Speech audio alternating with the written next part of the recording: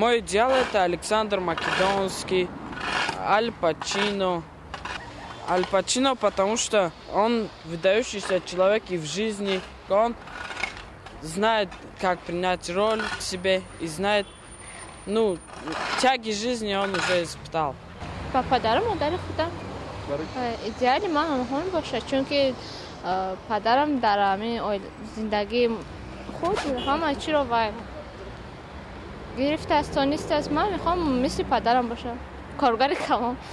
ایدئالی من میخوام که من بمانند پدرم شوم، برای آنکه بسیارم در جای کاری نقص کار میکند و زندگیمون سوز است. Если имеете в виду каких-то звезд, каких-то, да, но ни на кого, если честно.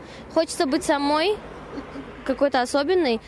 Хочется добиться своего, чтобы кто-то хотел быть как ты, но не как другие. ایدئالی من محمد علی است، با اون خاطر که او باکسور یکمی جهان است، رکورددور نه تایسون نه کلیشکو یکم کازاگی نیست. برای که یه مشیده علمو زار رفتنده با امید میره که یک ما پرچم وطنمون برداریم.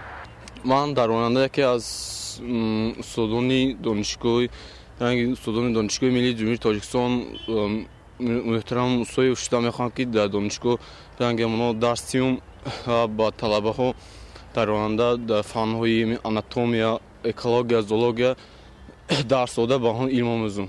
ایدئالم در شاعری یا کی صدرالدین عینی یا کی سعدی شیرازی. ایدئال من همین است که خب در آینده همچون یک ترجمان بزرگ شم، مثال در آینده ترجمه به زبان انگلیسی